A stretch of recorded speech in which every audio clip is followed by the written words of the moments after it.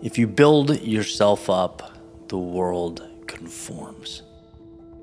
One of my favorite stories is in Gary Keller's book, The One Thing.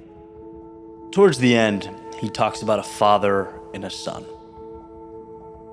I'm going to kind of paraphrase it and give my best interpretation here. It's been a while since I've read it, but in this story, there's a father and a son.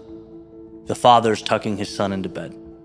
And he says, "Son, I want you to know tomorrow I took the entire day off, and it's going to be you and me, and we're going to play and enjoy the day and have an amazing time." And the son is so excited to hear this that he can barely fall asleep.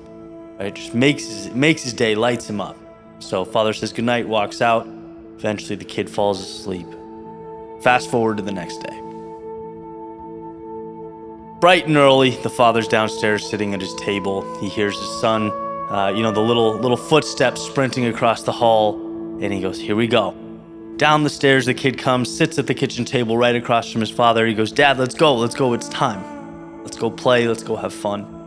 And the father's excited, right? The dad is ready to rock and roll, but he also thinks, as many of us have, it would be nice to just get 15 or 20 more minutes here to enjoy the morning, right? Sip the coffee, finish reading the newspaper. And the dad comes up with an idea. He says, "Okay, son, how about this?" He rips a page out of the newspaper he's reading, and he tears it into about 20 pieces. And on this page was a globe. It was a picture of the earth. He places these 20 pieces of the earth in front of his son, and he says, "The second you complete this puzzle and you put the earth or the world back together, I'm gonna be done with my coffee, we'll go right outside, and the day will begin." Right? Picks up his newspaper, continues reading, smiling to himself, thinking, "Hey, I just earned myself that 15 minutes. Well, sure enough, a minute and a half goes by. He feels a tug on his newspaper. He looks up, he goes, "No way." Son says, I'm done, I finished it." He looks over, sure enough, the puzzle is complete. He says, "Son, how did you do that?" And the kid said, "Well, a piece fell on the floor," right? They have a glass kitchen table. And he said, "And when I went down to pick it up and I looked up through the glass, I could see that on the other side of the globe was a picture of a man. And so I put the man together because that was easier." The idea being, the concept being, when you build the man, when you put the man together, the world falls into place. And that right there is, I believe, one of the most critical things I've ever learned. And I'll talk a little bit about when I feel like that light bulb went off for me. But that was everything, right? Jim Rohn says it a little bit of a different way. Again, I'm paraphrasing, but he says, it's not getting there. It's not the result or the mountaintop. It's who you become along the way. It's those instances where you look over your shoulder and you realize during the pursuit, throughout the process, you've become more capable. You've become wiser, more competent. And that's the ticket to so many doors opening. So I want to talk about 3 things that I believe help you build yourself. The first thing is identifying a North Star, or identifying an ideal, which might seem simple, but again, it's the simple things that we often overlook. And by the way, there's often a hefty price for overlooking them, right? So that's the first thing, identifying the North Star. The second thing is, okay, we have our North Star, but what can we say goodbye to? What can we cut off that we no longer need? And the third thing is, once we have that information, starting, which is a project in and of itself, and I'll talk a little bit about the mindset behind that. First things first, identifying your North Star. To me, this comes down to a simple understanding. You have so much more control of your life than you think you do. And it's not your fault for not thinking that or not seeing that. It's just something we do without being conscious and being aware. We conform. We live the life we feel like we're expected to live.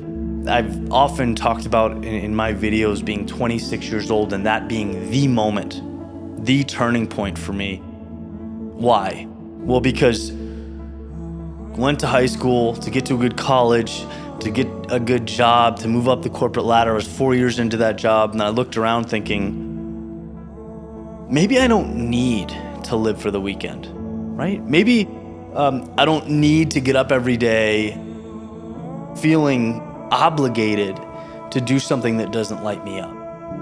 Maybe I have more control over my life than I thought. There's an idea that everything around you, everything in your life is there because in some way or another, you've allowed it to be there. You've said yes to the people you see every day, how you spend your time, where you go, what you do, all those things. If they are in your life, whether it's subconsciously or, very blatantly, you have said yes. And so it's realizing, hey, there's something else out there for me that matters, that's meaningful.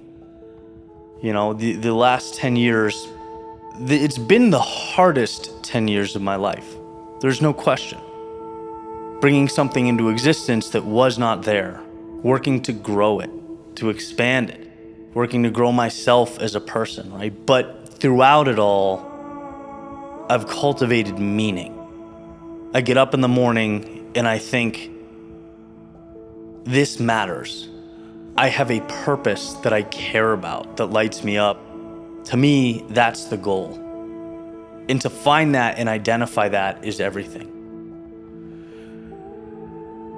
J.R.R. Tolkien in Lord of the Rings, he says, not all who wander are lost. We need to give ourselves permission to seek that out.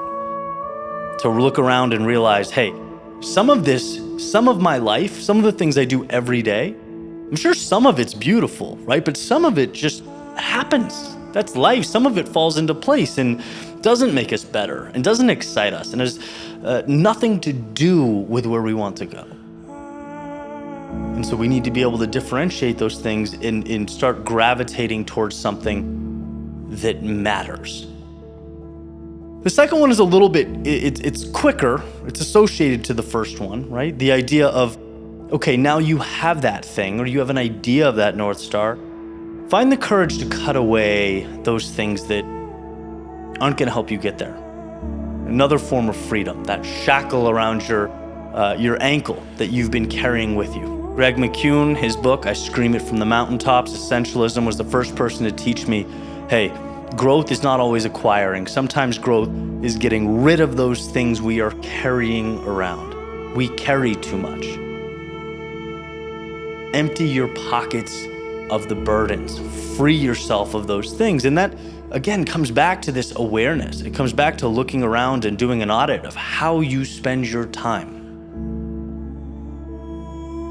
And it's mind-boggling. Like to take a day, for example, and really pay attention to everything you did and try and look into the rationale behind it and where it's taking you. A lot of things we do just to do. That's what you need to take an axe to.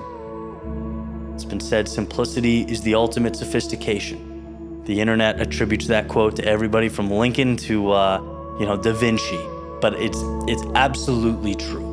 When you can identify what matters and allow your world to revolve around that, magic.